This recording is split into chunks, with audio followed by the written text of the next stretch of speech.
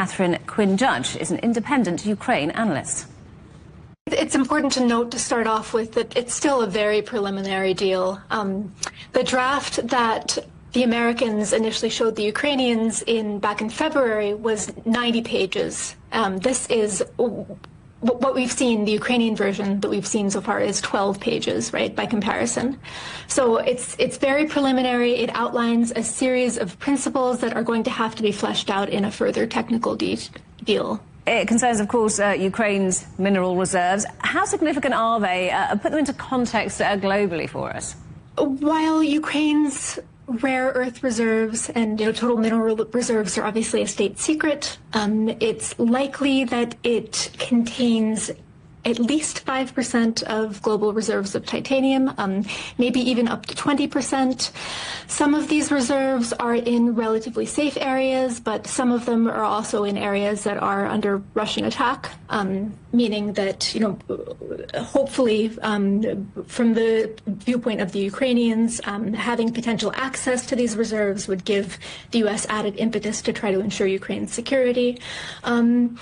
Ukraine has significant lithium deposits as well, valued at about 40 billion potentially. But it's important to note that these aren't explored. It's not clear how accessible they're really going to be.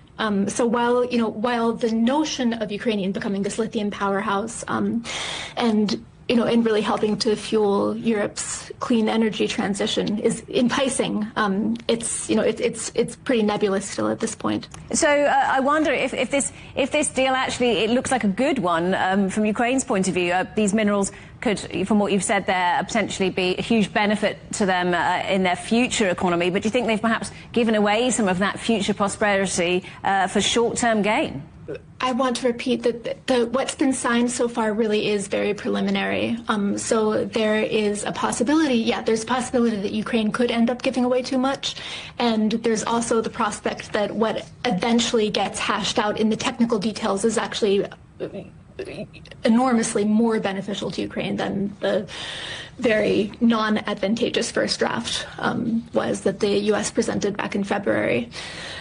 At this point, one of Ukraine's major demands has been that the U.S. commit to not actually removing funds for the first 10 years of the fund's operation, meaning that all the money that the U.S. made for the fund would have to be reinvested back into Ukraine.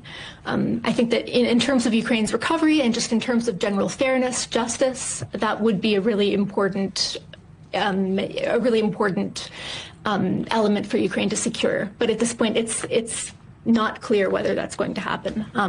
The reports that we've gotten have been, rather to the opposite nature, that the U.S. has been, the U.S.